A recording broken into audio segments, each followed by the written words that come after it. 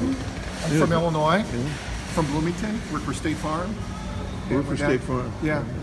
And we're down here for a couple weeks, just visiting folks and getting to know the area, getting to know Texas. Looking for places we might retire someday. You're too old for that. Well, we'll see. So Waco, Texas, but and you're spending 2 weeks here? Or Spending a week here and spending a week in Dallas. In Dallas. I have business in Dallas. What kind of business do you do? Oh, you're doing. I'm in IT. State. Oh, you're IT. I'm IT, yeah. You know how to run the machines. A little bit. Or the algorithms. I have people that can do that, and I manage them. Yes. So you're a manager of people. Is really. Yeah. Truth be told, and you're in the IT business. Manager of people. We're all in the management of people. Well, we are.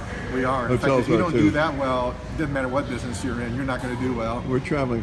We've been now 5 days on the road. 5 days on the road, and we're going to get home tonight. We and most of our conversation is all about managing people. Oh yeah. If you do it well, it's a real competitive advantage. In fact, I would argue because of technology, managing people is about the last real competitive advantage you can have left, because IT is leveling out the playing field regardless of the industry. You can find people that know about these things. As they say, what do they say? They say character, common sense, and professional ability, in that order. Yeah, I would agree. If part of character you mean integrity, I would absolutely agree, because there's not much of that left anymore. Honesty. You want to count on a guy. I want to know. Don't lie to me. Yeah, I want to know you're going to do the right thing, regardless of whether I'm looking over your shoulder or not. And if you've got that, everything else takes care of itself. I can teach you everything else, but most everything. So, what relationship does love play in management? I don't mean erotic love, but I mean. I think servant. My philosophy is servant leadership, which is leadership serves. I've got to be willing to serve other people and provide that example to my staff. And if they don't see that in me, and I don't hold them accountable for it, they won't practice it too. So that's really important for me. It's part of my faith as well. I'm a Christian, and it's. What kind of a Christian are you? How do you define yourself? As a Christian, I'm a follower of Jesus. Baptist? No, non-denominational. Non-denominational. Yeah, but I'm just a follower of Jesus. My wife and I and our 3 daughters. So I'm a sculptor, by the way. Oh, are you? And I do crosses. Oh, really? Yeah, among other things. I mean, how'd you get into that? You love to make things. I love to make things. Cool.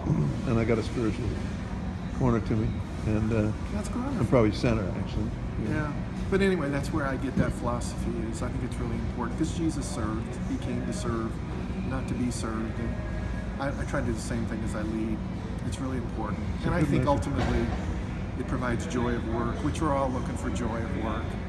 No matter what we do, we want to enjoy what we do. And so are you a happy man? Helps. Are you a happy man? Does joy and happiness, are they related? Oh, very. In fact, vacationing, here's our first vacation without our daughters. How many daughters? 3. How old?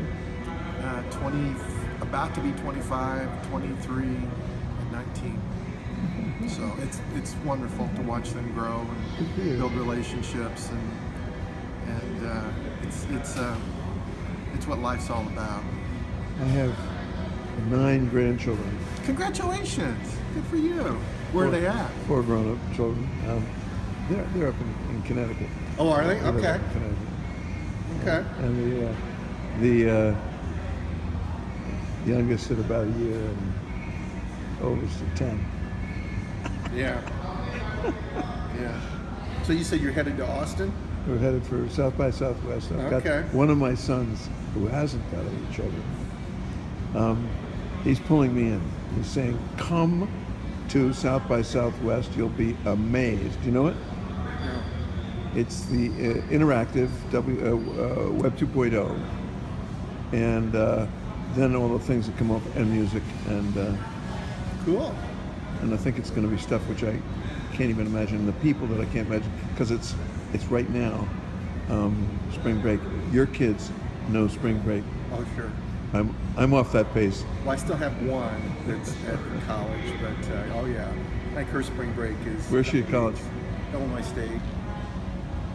I was looking at Baylor this morning on the news. Very good school. Yeah, Christian school.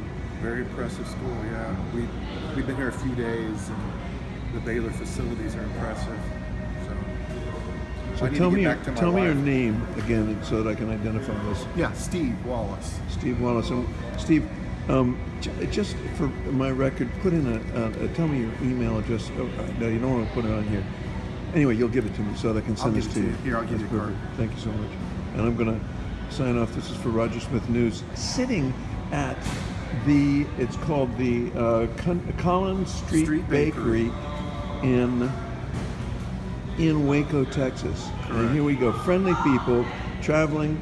We're time travelers. Yes. A time out of mind here. Yes, and there's my card. Thanks. Nice to meet you.